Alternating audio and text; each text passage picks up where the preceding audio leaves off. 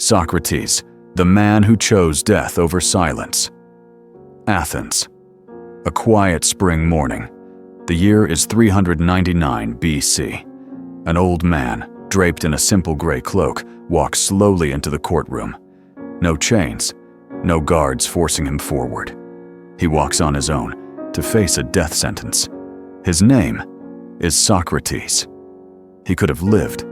All he had to do was apologize. Say he was wrong. Stay silent. But he refused.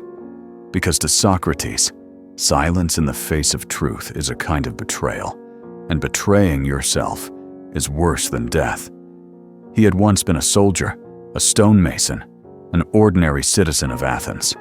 Not handsome, not powerful, not wealthy, but he carried something the city feared. He dared to question, not to argue, not to win, but to seek. What is justice? What does it mean to live well? How do we live without losing our soul? Socrates didn't open a school. He wrote no books. He simply wandered the streets of Athens, in the marketplace, in the gymnasium, in the heart of the city, stopping people with simple questions. And one by one, he helped them see. Their beliefs weren't built on solid ground. They were living lives unexamined. He didn't do this for fame. He did it because he couldn't not do it. He spoke philosophy the way others breathe. He searched for truth the way the thirsty seek water. And the cruel irony is this: when you live fully in truth, you become dangerous. Now, as he stands before the court, before hundreds who wish he would just be quiet, Socrates does not tremble, because he knows an unexamined life is not worth living, and a person who abandons their integrity has already died inside. If you've ever felt the weight of holding back your truth, if you've ever asked whether being yourself is really worth the risk, then come with me into the story of a man who chose death just to stay fully alive. Socrates left no writings.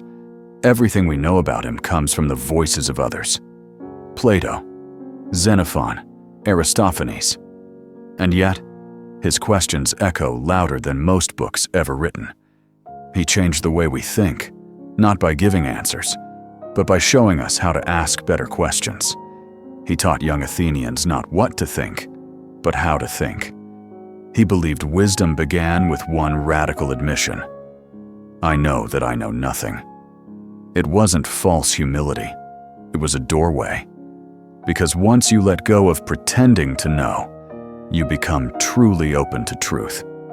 Socrates wasn't a philosopher in the academic sense. He was a street philosopher. He walked barefoot through the city, pausing beside fruit vendors, generals, artists, and inviting them to turn inward. He didn't preach, he simply probed. And in doing so, he uncovered a truth that threatened the foundation of society. That we build our lives on assumptions. Assumptions about justice, power, happiness, and rarely, if ever, stop to examine them. That's why he was feared. That's why he was silenced. Because Socrates held up a mirror to a world that wasn't ready to see itself. But he planted a seed.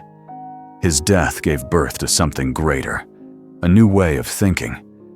His student, Plato, turned that seed into a garden, and through Plato, Aristotle, and through them, the very roots of Western philosophy were formed. Socrates was the beginning, a man with no books, no titles, no fame in his time, but who changed the course of human thought forever. So what does this mean for us? You may never stand in a courtroom, you may never drink hemlock, but every day, in small moments, you're asked to choose. Will you speak your truth, or stay silent to stay safe? Will you follow what feels real, or follow what's accepted? Because truth, real truth, often won't get you applause. It may cost you comfort. It may cost you approval. It may even cost you belonging. But if Socrates taught us anything, it's this: to live without truth is to be only half alive, and to stay silent when your soul wants to speak, is a quiet kind of dying. So if this story stirred something inside you, if you've been holding back a truth, burying a voice, waiting for the right moment to be real, let this be your moment. Because here, we honor the kind of courage that doesn't always shout, but endures. The kind that doesn't seek the spotlight, but seeks the truth. This channel isn't trying to go viral. It's trying to go inward, to meet you, where your words end and your truth begins. Socrates is long gone, his voice silenced, his body buried. But his question still lingers. It follows us through centuries, through cities, through screens. It whispers not from a book, but from within. Are you living your life, or just performing it? Have you examined the beliefs you inherited, or just obeyed them?